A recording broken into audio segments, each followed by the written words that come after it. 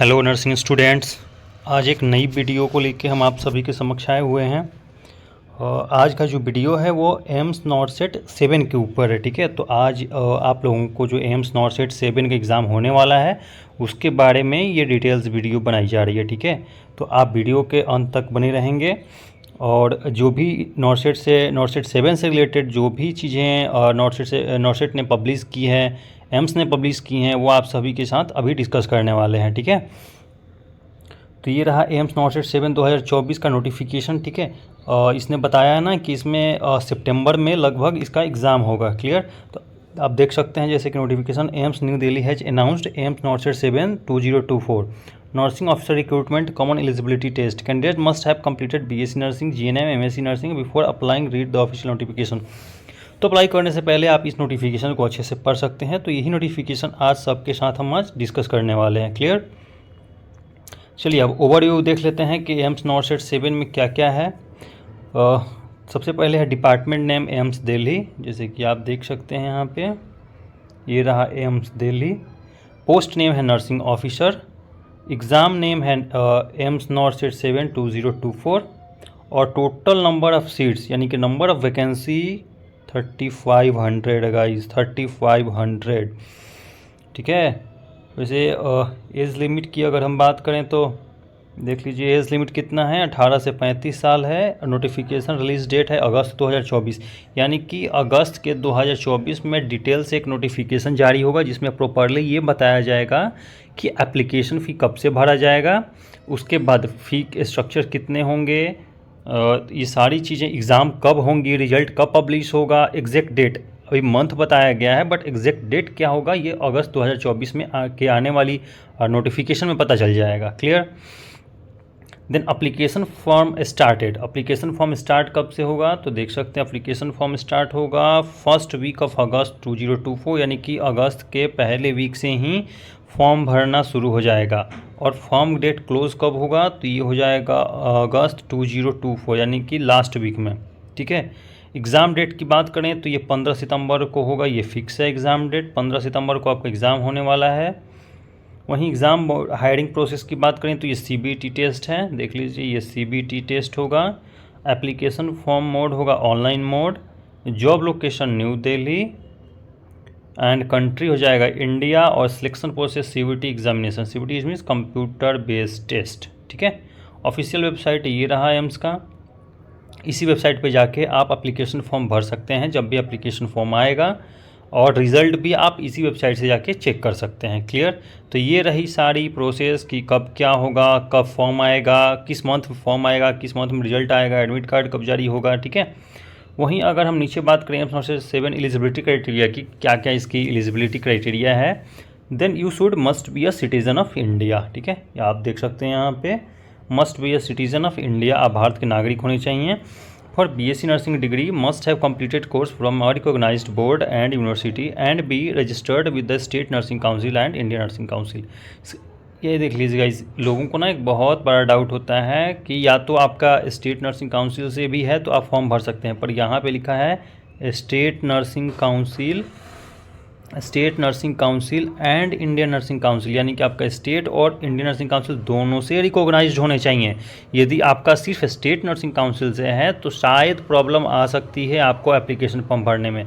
अगर ये application form भरा भी गया तो हो सकता है रिजेक्ट हो जाए, तो आपको आईएनसी में रजिस्ट्रेशन कराना अनिवार्य है। ठीक है, अगर आपने आईएनसी में रजिस्ट्रेशन नहीं कराया हो तो करा लीजिएगा, क्योंकि यदि आपका आईएनसी रजिस्ट्रेशन नहीं होगा तो शायद आपकी एप्लीकेशन कैंसिल कर दी जाए। ठीक है, for BSc post basic nursing course must have completed course recognised by the Indian nursing council and the state nursing council. बिल्कुल जैसे बीएससी का है वैसे ही पोस्ट बेसिक का भी है और वैसे ही जीएनएम का भी है। ठीक है, तो जीएनएम वाला सारी नोटिफिकेशन आप पॉज करके वीडियो को पढ़ सकते हैं, कोई इशूज़ नहीं है। अब एज लिमिट की बात कर लेते हैं। ठीक है, कैटेगरी वाइज तो एससी एसटी की जो जितनी भी एज लिमिट है उसमें एसटी एसटी को 5 इयर्स की छूट मिलने वाली है। ओबीसी को 3 साल की छूट मिलने वाली है। पीडब्ल्यूबीडी को 10 साल की छूट मिलने वाली है। पीडब्ल्यूबीडी, और यदि आप ओबीसी में आते हैं और पीडब्ल्यूबीडी के हैं तो आपको 13 साल की छूट मिलने वाले हैं। और यदि आप एससी एसटी कैटेगरी के हैं और PWD में आते हैं तो आपको पूरा 15 साल की छूट मिलने वाली है, ठीक है, 15 साल की। एक serviceman and commissioned officers including ECO और SSCOs कैटेगरी, तो आपको 5 ईयर्स की छूट मिलने वाली है। यदि आप एक सर्विस ऑफिसर्स हैं तो 5 साल की छूट आपको मिल सकती है, ठीक है। चलिए अब इम्पॉर्टेंट डेट्स की बात कर लेते हैं। तो ऑफिशियल नोटिफिकेशन कब होगा, जैसे कि मैंने बताया ऑफिशियल नोटिफिकेशन आपकी आएगी अगस्त में, देख लीजिए ऑफिशियल नोटिफिकेशन अगस्त में आएगी। ऑनलाइन एप्लीकेशन फॉर्म डेट कब से भरा जाएगा, तो फर्स्ट वीक ऑफ अगस्त से भरा जाएगा। Last date to submit the online form कब होगा, तो अगस्त 2024, यानी कि अगस्त के ही जो लास्ट वीक होगा ना, उसमें फॉर्म एप्लीकेशन फॉर्म का जो डेट होगा वो ख़त्म हो जाएगा। एडमिट कार्ड कब आएगा, तो ये फर्स्ट वीक ऑफ सितंबर में आएगा। देख लीजिएगा ये फर्स्ट वीक ऑफ सितंबर में इसका फॉर्म आएगा। एग्ज़ाम डेट की बात करें तो ये 15 सितंबर को फिक्स्ड है, ठीक है, एग्ज़ाम डेट फिक्स है कि ये 15 सितंबर को ही होगा। रिजल्ट डेट की बात करें तो रिजल्ट भी पहले से बता दिया है कि 28 सितंबर को आपका रिजल्ट आ जाएगा। ये देख सकते हैं आप, 28 सितंबर को आपका रिजल्ट भी पब्लिश हो जाएगा नॉर्सेट 7 का। Clear. This dates outline the timeline for AIIMS NORCET 2024 nursing अफसर रिक्रूटमेंट प्रोसेस। तो ये सारी जो डेट लाइन है ये नॉर्सेट ने ही जारी किया है, ठीक है। अब एप्लीकेशन प्रोसेस की बात करें कैसे आप भर सकते हैं, तो ये आप ये वीडियो को पॉज करके और एक एक लाइन पढ़ सकते हैं कि आपको पहले उसकी वेबसाइट पे जाना पड़ेगा एम्स के, फिर वहाँ से लिंक एक्टिव होगा, फिर वहाँ से आप एक एक करके ये सारी चीज़ें पढ़ के और फॉर्म को अप्लाई कर सकते हैं। चलिए अब सिलेक्शन प्रोसेस की बात करते हैं कि सिलेक्शन कैसे होगा। अब देखिए ये रहा सिलेक्शन प्रोसेस, तो सिलेक्शन कैसे होगा उसकी हम बात कर लेते हैं। तो general intelligence and aptitude test, ठीक है, जनरल नॉलेज और एप्टीट्यूड टेस्ट में जनरली अर्थमेटिक्स से क्वेश्चन आता है, ठीक है। तो बेसिक सा अर्थमेटिक्स होता है और जनरल नॉलेज और इंग्लिश रहता है, ठीक है। तो उसके जो होते हैं ना 20 क्वेश्चंस होते हैं, नंबर ऑफ क्वेश्चंस 20 होते हैं और मैक्सिमम मार्क्स भी 20 होता है, यानी कि 1 क्वेश्चन 1 मार्क्स, ठीक है। ये रहा 20 नंबर का, और बाकी का 180 देख लीजिए फंक्शनल सब्जेक्ट है ये, ठीक है। ये रहा फंक्शनल सब्जेक्ट। फंक्शनल सब्जेक्ट का मतलब होता है ना आपके नर्सिंग से रिलेटेड, ठीक है, आपके जो नर्सिंग है ना, नर्सिंग से रिलेटेड क्वेश्चंस आएंगे, ठीक है। आपके नर्सिंग के जो भी सिलेबस है उसी से क्वेश्चन आएंगे और नंबर ऑफ क्वेश्चंस होंगे तो 180। तो हाइयर मार्क्स इसी का होता है क्योंकि आपको सिलेक्शन भी इसी में लेना है, इस वजह से नर्सिंग के सबसे ज़्यादा क्वेश्चंस होते हैं 180 क्वेश्चन, 180 मार्क्स का क्वेश्चन होता है, ठीक है। तो टोटल नंबर ऑफ क्वेश्चंस होते हैं 200, टोटल नंबर ऑफ क्वेश्चंस होते हैं 200 और टोटल मार्क्स कितने होते हैं 200 के। क्लियर है गाइस। तो ये रहा आपको कितने नंबर के क्वेश्चंस होते हैं और कितने सब्जेक्ट से आता है। चलिए अब बात करते हैं सिलेबस की, ठीक है। तो सिलेबस में देख लीजिए नर्सिंग मैनेजमेंट है, कम्युनिटी हेल्थ, देख लीजिए नर्सिंग मैनेजमेंट है, कम्युनिटी हेल्थ नर्सिंग है, हेल्थ एजुकेशन कम्युनिटी फार्मेसी है, बायोकेमिस्ट्री है, मेडिकल सर्जिकल नर्सिंग है। वहीं बात करें तो फिर माइक्रोबायोलॉजी हो जाएगा, ड्रग स्टोर मैनेजमेंट हो जाएगा, मिडवाइफरी एंड गायनेकोलॉजिकल नर्सिंग हो जाएगा, इन्वायरमेंटल हाइजीन हो जाएगा, टॉक्सिकोलॉजी हो जाएगा। उसके बाद बात करें तो फार्मास्यूटिकल्स केमिस्ट्री हो जाएगा, हॉस्पिटल एंड क्लिनिकल फार्मेसी हो जाएगा, फंडामेंटल ऑफ नर्सिंग हो जाएगा, basic information of nursing subject हो जाएगा, कंप्यूटर इन नर्सिंग, ठीक है, कंप्यूटर इन नर्सिंग हो जाएगा। Computer in nursing first year में ही आपको पढ़ना होता है। ह्यूमन एनाटॉमी एंड फिजियोलॉजी भी फर्स्ट ईयर में ही आपको पढ़ना होता है, फर्स्ट ईयर के दोनों सेमेस्टर्स में। मेंटल हेल्थ आ जाएगा, साइकोलॉजी आ जाएगा, ठीक है। चलिए अब बात करते हैं जनरल अवेयरनेस की। ये रहा जनरल अवेयरनेस। तो जनरल अवेयरनेस में देख लीजिए क्या क्या क्वेश्चन हो सकता है। तो इंडियन करंट अफेयर से क्वेश्चन हो सकते हैं, पॉलिटिकल्स हो सकते हैं, जनरल साइंस हो सकता है, फेमस ऑथर और बुक हो सकते हैं, ठीक है।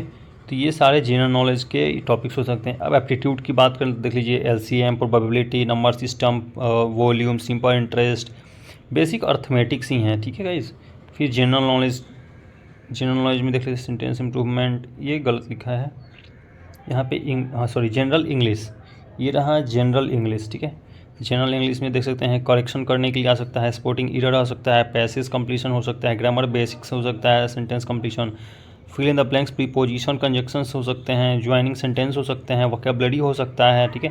वोकेबलरी पे बहुत फोकस करना पड़ता है क्योंकि यदि आपने इस वोकेबलरी पे फोकस कर लिया ना तो आपके एंटोनिम्स, आपके साइनोनिम्स, ये सारे चीज़ें क्लियर हो सकता है यदि आपने सिर्फ वोकेबलरी पे फोकस कर लिया तो। वहीं अगर बात करें सेंटेंस इंप्रूवमेंट के तो idioms, antonyms and synonyms, active passive voice, substitution, sentence arrangement, 20 number के क्वेश्चन में सारे रहेंगे, जनरल नॉलेज, जनरल साइंस और अर्थमेटिक्स। क्लियर।